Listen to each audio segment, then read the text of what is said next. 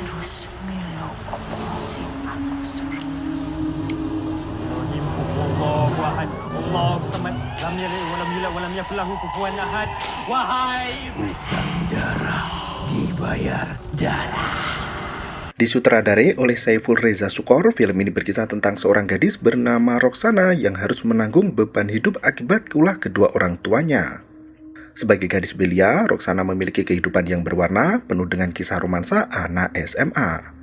Di suatu malam, Roxana bersama teman-temannya tak sengaja terlibat dalam kasus pembunuhan hingga membuat mereka dibayangi rasa bersalah. Kondisi yang makin tak menentu dimanfaatkan oleh musuh bebuyutan orang tua Roxana untuk menguasai gadis itu.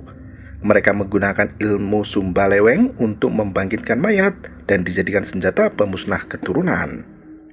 Akankah Roxana selamat dari serangan hantu Sumbaleweng itu? Berikut ceritanya.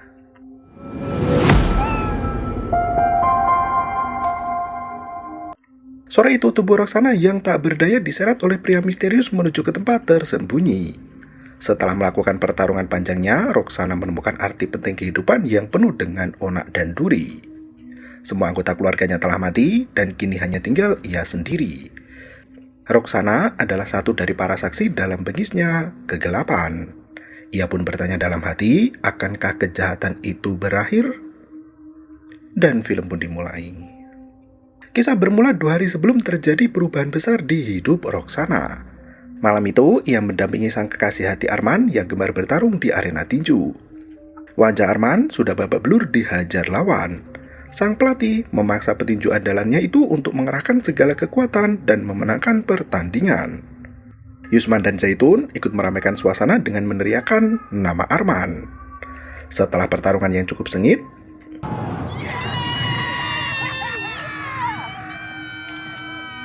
Arman berhasil mengalahkan tandingan dan mendapatkan sejumlah uang. Pria itu langsung menghampiri sang kekasih hati yang setia menunggu di tepi ring tinju. Roxana memuji kehebatan Arman sembari memberi ucapan selamat atas kemenangan malam itu. Arman terlalu senang hingga memeluk Roxana dengan sengaja. Tak disangka, Roxana langsung membalas pelukan itu dengan jurus mematikan. Tubuh Arman dibanting ke tanah hingga pria itu tak berdaya. Arman berulang kali menyatakan cinta pada Roxana, namun gadis itu masih jual mahal. Yusman dan Zaitun sampai iri melihat kemesraan dua sahabatnya sendiri. Mereka melenggang pergi untuk merayakan hari bahagia itu. Di waktu yang sama, Atuk Jenderal Haji Ramli menunggu sang cucu di rumah sembari menikmati malam. Sosok tamu tak diundang turut datang ke rumah Atuk untuk menagih miliknya. Kau sudah lupa? Tanyanya. Foto Roxana bersama kedua orang tua masih terbajang di rumah Atuk. Sosok hantu Nyai melesat masuk dan duduk di hadapan kakek Roxana. Ia hendak membawa Roxana pergi karena perjanjian di antara mereka masih terjalin. Nyai menegaskan setelah Atuk mati perjanjian mereka sudah tak berlaku lagi. Nyai harus menghapus semua keturunan Atuk Jenderal akibat dari perbuatan mereka sendiri di masa lalu. Ora bias, dengar tadi. Ning roh sing.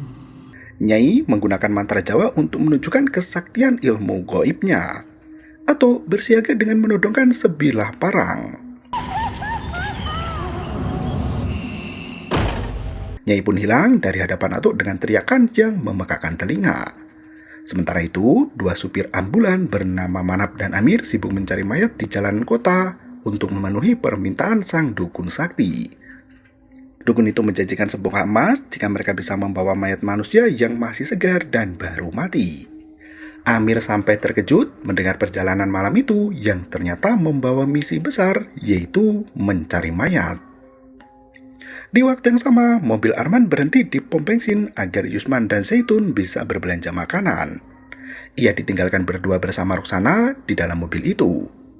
Perbincangan romantis terjalin mesra hingga Arman mengajak Roxana untuk makan malam romantik di Kuala Lumpur. Roxana langsung bertanya apakah Arman hendak memberinya cincin di makan malam romantis itu. Arman terdiam sejenak. Ia berkata jika cincin adalah budaya barat, sementara mereka asli Melayu. Ia berkata tak perlu menggunakan cincin untuk melamar wanita. Roxana tampak kesal dengan pernyataan itu dan melenggang pergi ke toilet. Padahal Arman sudah menyiapkan kalung emas untuk kekasih tercinta. Lagi-lagi, Arman gagal memberi kejutan manis dan menyia-nyiakan kesempatan yang ada.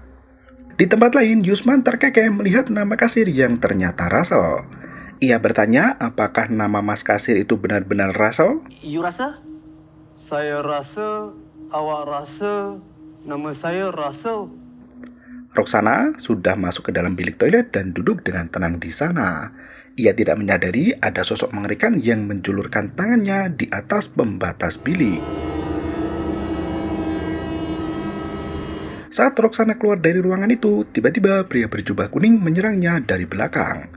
Gadis pegulat itu melakukan perlawanan namun tenaganya tak cukup kuat untuk menyelamatkan diri. Roxana berteriak kencang hingga membuat teman-temannya panik bukan kepalang. Mereka berlari menghampiri suara teriakan Roxana, namun gadis itu sudah menghilang dari toilet. Naasnya, Roxana diculik oleh pria berjubah kuning dan dibawa masuk ke tengah hutan. Pertarungan sengit kembali terjadi saat Roxana berusaha melarikan diri. Pria penculik bernama Riz itu semakin kasar padanya dan berhasil menaklukkan Roxana. Di waktu yang sama, Arman menggunakan ponselnya untuk melacak keberadaan Roxana. Ia berjalan melewati lorong gelap nan sepi dan menyeramkan. Samar-samar terdengar langkah kaki manusia yang mengikuti dari belakang. Ternyata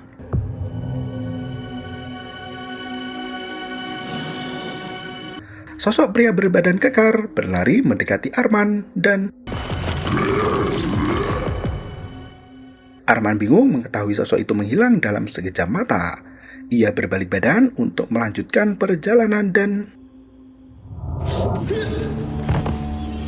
Arman tak gentar dan bergegas mencari keberadaan Roxana. Sementara itu, Yusman dan Zaitun naik mobil untuk menyusul kemana Arman pergi.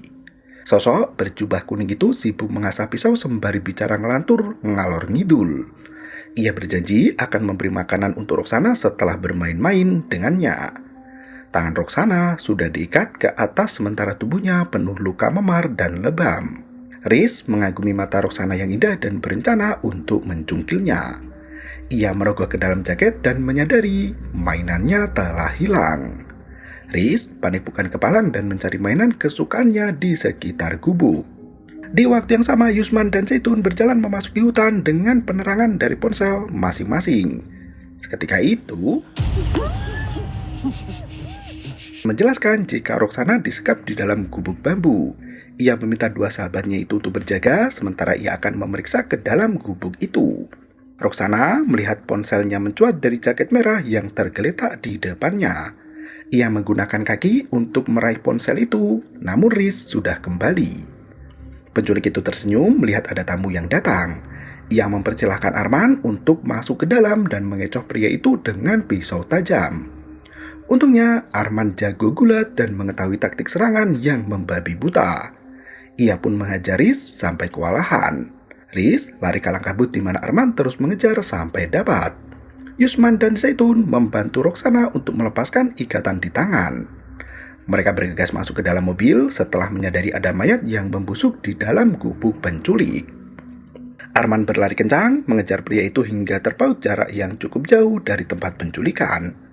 Yusman bingung mengikuti Arman dengan mobilnya, di mana ia harus mengemudi berkeliling kota. Saat berbelok masuk ke dalam gang, mobil Yusman berpapasan dengan Manap dan juga Amir. Untungnya, mereka tidak bertabrakan dan melanjutkan perjalanan masing-masing. Arman kembali bergulat dengan si penculik di jalan raya yang lengang dan sepi. Karena Riz menggunakan sajam, Arman terpaksa mengeluarkan senjata pamungkas untuk melumpuhkan pria itu. Benar saja, dalam sekali pukul, Riz langsung tumbang.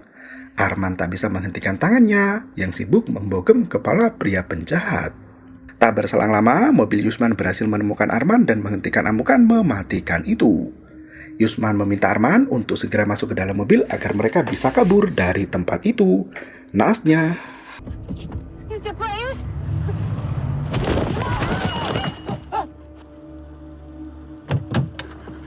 mobil Yusman tindas kepala Riz sampai mati. Yusman tak sengaja membunuh pria itu. Saat ia turun dari mobil, Yusman langsung muntah begitu melihat jasad pria tak bernyawa. Mereka mulai berunding hendak melakukan apa. Roxana sempat menyarankan agar mereka menelpon polisi, namun karena Arman melakukan pemukulan sebelumnya, ia bisa dijerat pasal penyiksaan dan ikut masuk penjara. Akhirnya, mereka memilih untuk pergi dan bersembunyi di rumah kakek Roxana. Dalam perjalanan itu, Roxana teringat kejadian 1 tahun lalu saat Nyai muncul di rumah Atuk. Tak disangka, ternyata Atuk Roxana adalah Tuan Haji Ramli, putra dari Haji Putih yang merupakan Jenderal Sulur Prahanga. Pria itu langsung mengusirnya yang duduk di samping Roxana. Gadis itu sampai terbangun mendengar teriakan Atuk. Pagi harinya, Manap dan Amir belum mendapatkan mayat dan tidur di dalam mobil. Mereka parkir di tepi jembatan berharap bisa menemukan jasad manusia. Karena Amir mengeluh kelaparan, Manap langsung membawa mobilnya masuk ke kedai mie terdekat. Setelah memesan makanan, semua orang di warung itu lari keluar untuk melihat penemuan mayat manusia. Manap dan Amir seperti kejatuhan durian runtuh. Mereka bergegas mengikuti warga yang berhamburan keluar rumah. Tak disangka, mayat yang ditemukan itu adalah Riz, si penculik yang mati dibunuh Yusman tadi malam. Manap berteriak kencang sambil menangisi mayat itu. Ia berpura-pura sebagai kerabat si mayat dan berkata jika nama pria itu adalah Jeffrey. Amir mengambil mobil di parkiran dan menyusul si Manap. Nasnya, Amir memanggil mayat itu dengan nama yang berbeda, yaitu Kasim. Manap berkata jika Jeffrey memiliki kembaran bernama Kasim dan yang mati di depan mereka adalah Jeffrey. Mereka sengaja membohongi warga agar mereka tidak curiga. Amir turut meminta tolong agar warga membantu memasukkan jasad pria itu ke dalam mobil. Di waktu yang sama, Roxana menyajikan cemilan dingin untuk mengisi perut yang kosong. Roxana memulai pembicaraan untuk mencari solusi dari mereka yang dituduh sebagai pembunuh. Yusman langsung kehilangan nafsu makan karena teringat dengan kejadian tadi malam. Zaitun hanya diam sambil melirik kanan kiri. Gadis itu tampak takut pada sesuatu yang tak kasat mata. Di tempat lain, Manap dan Amir dengan riang membawa si mayit ke rumah dukun Nyai. Dalam perjalanan itu, mereka berpapasan dengan mobil lain dan dipaksa untuk mundur ke belakang. Di waktu yang sama, Yusman dan Arman dijemput oleh Abang Gila untuk mengantarkan obat terlarang. Saat itu, Manap dan Amir sudah sampai di rumah dukun Nyai dan langsung menyerahkan mayat Riz. Manap meminta jatah emas yang akan mereka dapat sesuai janji. Manap justru terpana melihat kecantikan si dukun yang tiada tara. Sementara itu, Arman, Abang Gila dan Yusman menunggu di sebuah tempat tersembunyi untuk melangsungkan transaksi. Abang Gila menunjukkan pistol miliknya itu dan menembak kepala Yusman. Arman panik bukan main, namun ternyata semua itu hanya tipuan. Dukun Nyai memberikan sepiring makanan pada Manap dan meminta makanan itu diberikan pada Pak Walok. Dukun Nyai berkata, Pak Walok akan memberikan apa yang mereka inginkan. Amir mengajak Manap untuk segera pergi, namun pria itu menolak karena ingin lebih lama bersama Nyai. Malam harinya, saat Roxana menelpon Arman, Zaitun terlihat mencurigakan dan berdiri di belakangnya. Tampaknya Zaitun sudah kerasukan setan yang hendak mencelakai Roxana. Di tempat lain, dukun Nyai berusaha membangkitkan mayat Riz dengan mantra ilmu hitam. Setelah membaca mantra berbahasa Jawa, tiba-tiba karena wajah Riz terlalu mengerikan, Nyai memasang topeng ke kepala mayat hidup itu. Ia memanggil Pak Walok seraya berkata jika keinginan jin laki-laki itu sudah berhasil ia turuti. Nyai meminta agar Pak Walok menepati janji. Manap dan Amir ketakutan sampai berpelukan di pojokan. Nyai memberikan senjata sabit pada si mayat hidup yang berjalan mencari mangsa. Roxana bingung mencari Zaitun yang menghilang entah kemana. Di tempat lain, Arman menyerahkan obat terlarang itu dan transaksi berhasil dicapai. Setelah memeriksa barang itu, pembeli merasa puas. Nasnya, Riz dan dukun Nyai datang menghampiri. Kondisi menjadi kacau balau dan penuh pertikaian. Mereka menembaki mayat hidup itu, namun Riz tak bisa mati 2 kali. Mereka terpaksa kabur dari tempat itu, apalagi Yusman menyadari jika pria yang menyerang mereka itu adalah penculik yang telah mati. Roxana masuk ke dalam kamar lantai 2 di mana Zaitun sibuk menyisir rambut. Ia meminta Roxana untuk membantu menyisirkan rambutnya. Roxana langsung duduk di belakang Zaitun hingga tiba-tiba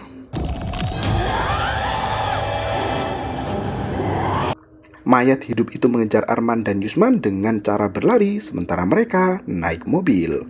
Roxana sempat pingsan dan tersadar di depan Zaitun yang sudah kerasukan setan. Zaitun tak henti menyerang Roxana dari segala arah. Wanita kerasukan itu berhasil melumpuhkan Roxana dan bertengger di atas tubuhnya. Roxana berteriak memanggil sang kakek yang langsung menyingkirkan Zaitun dari tubuh cucunya. Melihat Atu, iblis di dalam tubuh Zaitun langsung pergi. Kakek meminta Roxana untuk menelpon Ustadz Asri agar bisa mengobati Zaitun yang terkena pengaruh iblis. Tak berselang lama, Ustadz Asri datang di saat Zaitun sedang memberontak hebat. Sekarang ni muda-muda dah boleh dapat gelaran usaha. Begitu dibilang seksi oleh si iblis, Ustadz Asri langsung terbawa emosi. Ia pun membaca doa yang membuat tubuh Zaitun kesakitan. Gadis itu terus meronta dan memberontak hebat, sementara dukun Nyai memainkan peran di balik layar. Arman mendapat telepon dari Roxana yang mengabarkan jika Zaitun kerasukan setan. Arman mempercepat laju kendaraannya agar bisa segera sampai rumah. Ustadz Asri masih berusaha mengusir iblis dari tubuh Zaitun dengan bantuan dari Haji Ramli. Nasnya, kekuatan iblis itu jauh melebihi ekspektasi. Zaitun menatap Roxana dan berkata jika hutang darah harus dibayar darah. Ia bahkan memanggil Roxana sebagai keturunan pembunuh. Di tempat lain, dukun Nyai menambah mantra sihir dengan berbagai persembahan. Arman mulai berhalusinasi hingga melihat sosok wanita di tengah jalan raya. Ia membanting setir ke kanan untuk menghindari wanita itu, namun mobilnya terguling hingga terlibat kecelakaan tunggal. Tubuh Zaitun melayang di udara dan langsung disambut oleh Ustadz Asri yang tidur di bawahnya. Assalamualaikum.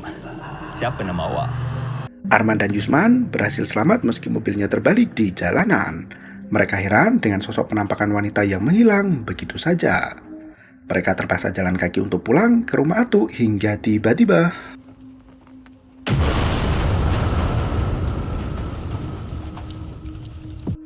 mobil Abang Gila meledak seketika. Setibanya di rumah kakek, Zaitun sudah berhasil disembuhkan dari gangguan iblis yang terkutuk. Ustadz Asri mendoakan dan merayu Zaitun untuk dijadikan istri muda karena ia sudah menolongnya. Yusman langsung marah dan berkata jika Zaitun adalah kekasihnya. Ustadz Asri memberikan sebotol air suci dan melegang pulang begitu saja. Kakek bersiap dengan semua peralatan berburu setan. Meski sudah mengenakan topi dan senapan, ternyata kakek lupa membawa peluru. Roxana lari keluar rumah untuk menyusul sang kakek dengan peluru yang ketinggalan itu. Arman ikut dengan Roxana sementara Yusman menjaga Zaitun di rumah Atu. Sementara itu, Manap dan Amir sudah tiba di rumah Pak Walok dengan membawa makanan dari dukun Nyai. Mereka disambut oleh peri wanita yang cantik jelita. Ustadz Asri ikut datang ke sana dan menikmati sajian dari para iblis. Ustadz Asri duduk berdua dengan Pak Walok yang merupakan jin jahat. Ia memperingatkan Pak Walok agar tidak mengganggu manusia.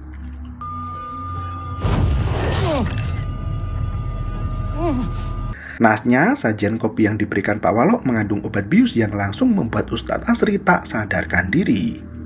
Di tempat lain, kakek sudah berhadapan dengan Riz untuk mengakhiri pertarungan.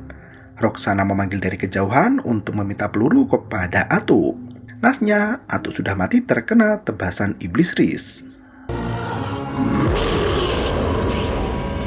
Seorang pria misterius mencuri kitab milik Atu dan menyembunyikan jasadnya di suatu tempat. Dukun Nyai kembali melepaskan sihir hitam untuk mengalahkan Roxana. Gadis itu menemukan topi koboi milik Atu di dalam hutan, namun jasadnya tak ditemukan. Roxana menangis sejadinya. Ia memiliki firasat kuat jika kakeknya telah meninggal. Pria misterius itu menyerahkan jasad kakek pada pemburu setan lainnya. Mereka membawa jasad kakek ke alam jin dan menghilang seketika.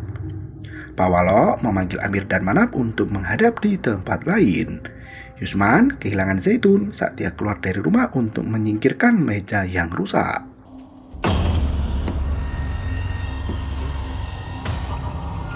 Zaitun muncul di belakang Yusman dan langsung menyerang kekasihnya sendiri. Sementara itu, Pak Walo hendak merubah nasi kucing pemberian dukun Nyai menjadi emas. Pak Walo langsung memanggil tukang sembelih dan menyajikan 2 piring daging untuk Manap dan Amir. Pak Walo memasak mereka berdua untuk makan hingga Manap dan Amir kehilangan kesadaran. Arman pulang bersama Roksana dan melihat jasad Yusman sudah tak bernyawa. Arman mulai lemah dan menangisi jasad sahabat dekatnya itu. Roksana berusaha tegar agar bisa membawa Arman pergi dari rumah Atu. Mereka berdua lari dikejar cahaya biru yang terus mengikuti. Dukun Nyai mengerahkan segala kekuatan dan menggerakkan tubuh Zaitun. Sontak, gadis yang kerasukan setan itu muncul di hadapan Roksana. Gadis itu menodongkan senapan ke kepala Zaitun, bersiap untuk menembak seketika itu. Zaitun berlari membawa Roksana dan Arman kembali ke rumah kakek. Arman mulai diserang dengan kekuatan gaib yang membuat tubuh pria itu melayang tak tentu arah. Pintu rumah kakek terkunci dengan sendirinya dan disegel menggunakan api neraka.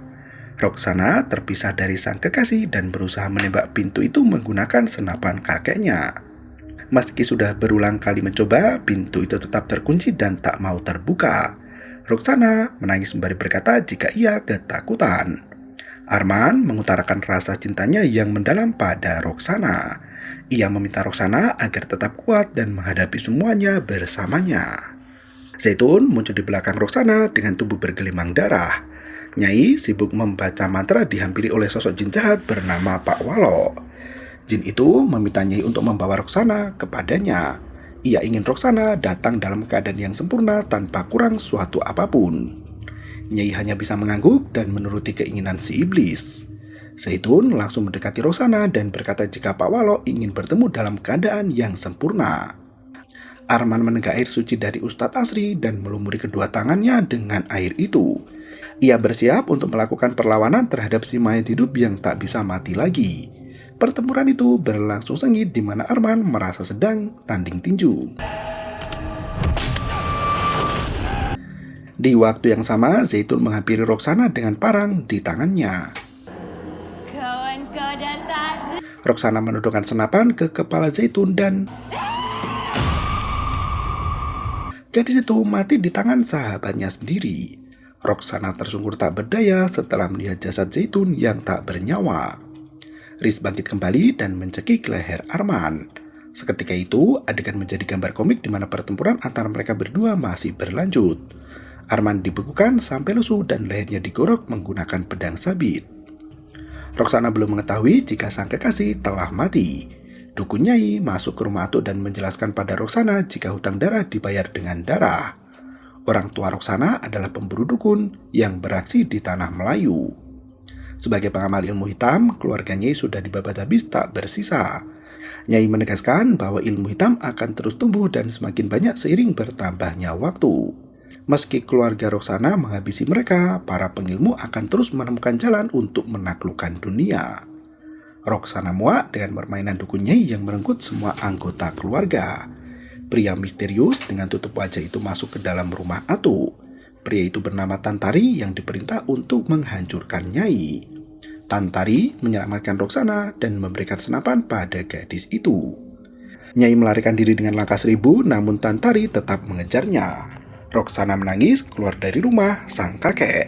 Apalagi jasad Arman yang tak bernyawa sudah menghilang terbaring di atas tanah. Roksana teringat kemesraan mereka berdua dan menemukan kalung emas yang tidak diberikan padanya.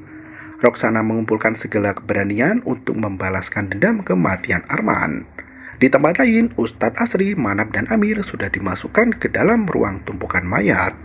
Mereka berusaha untuk melarikan diri sementara Roksana masih bergulat melawan Riz.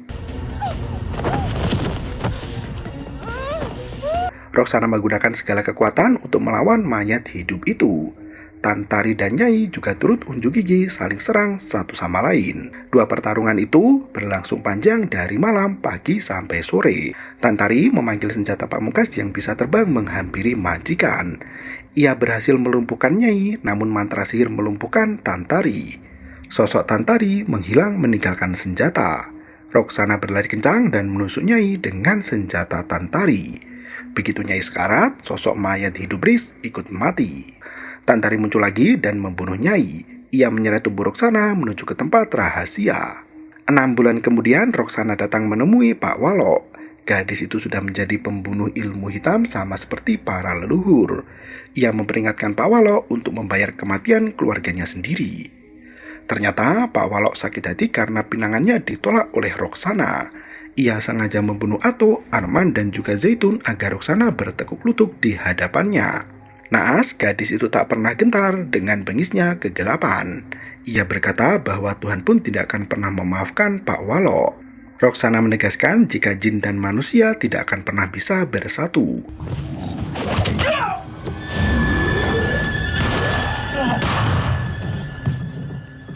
Sosok Pak Walok menunjukkan wujud aslinya yang ternyata buruk rupa. Ia hendak menyerang Roksana, namun tiba-tiba Roksana melenggang pergi dengan satu mata merah sembari menikmati kemenangannya sendiri, dan film pun berakhir. Dengan ide cerita yang cukup menarik, film ini disajikan dengan penuh intrik dan tak terarah. Menggabungkan berbagai macam genre dan gambar animasi membuat film terasa brutal.